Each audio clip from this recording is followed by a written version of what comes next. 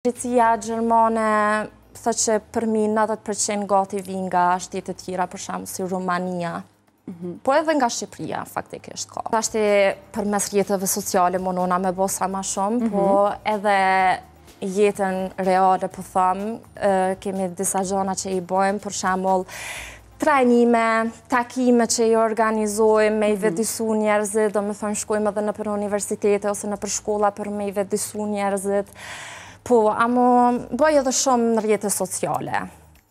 Po, përderisa je shumë afër gjinisë femërore, themi kështu, sa ballafaqohen me ngacmime ose me jo barazi gjinore? Po, në Gjermania, po... Me cilën pjesë je më shumë që mirësh, atë ndoshta mundesh me folë për të dyjat? Mirë ma shumë me ngacmime seksuale, po, e vërtet, edhe në Gjermani ma shumë edhe me antiprostitucion, masi është prostitucioni atje legal, do me thonë edhe në atë fush bojmë, ose mundohu me bo diçka. Çfarë forme mundohesh me luftu prostitucionin? Po, prostitucionin tash ka forme të ndryshme se, si e thash atë ma para, se ceka prostitucionin në Gjermani është legal, do me thonë edhe trafikimi i grave dhe vajzave është rrit numri. Mundohu me mbledh në nënshkrime, me ndryshu diçka në politik, me ju shkru politikanëve, tash të i hapi radhës është edhe vajzat me i kontaktu, me ju dhonë alternativ pune, me ja unreq letrat, me ju dhonë alternativ edhe vend banimi për shembull e me i hek prej ati rrethi.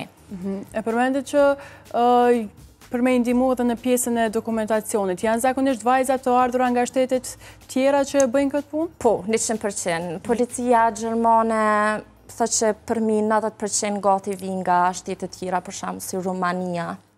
Po edhe nga Shqipëria, faktikisht ka. Ka edhe nga Shqipëria që bëjnë këtë punë? Po, që trafikohen vene ku është prostitucioni legal, po.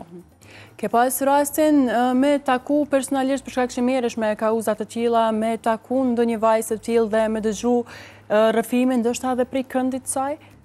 Po, kom pas një rast për shembull ku kom taku një vajzë 17 vjeçare, që u trafiku faktikisht prej romanizm do këtë ka ndohë para 4-5 viteve kë rast, që u trafiku e tash ka punu në Gjermani disa viteve gjithë në influencën e drogave edhe po, ka raste tilla. Ndoshta kur i dëgjon këto raste të bëjnë që të punosh edhe më shumë në kauza të tilla. Po, 100% që kjo është ajo që më motivon edhe kur të shet tani që ka ndryshime që nashta e marrin veten prap ose gjojnë tjera vende të punës, po që ajo më jep motivim mas shumë.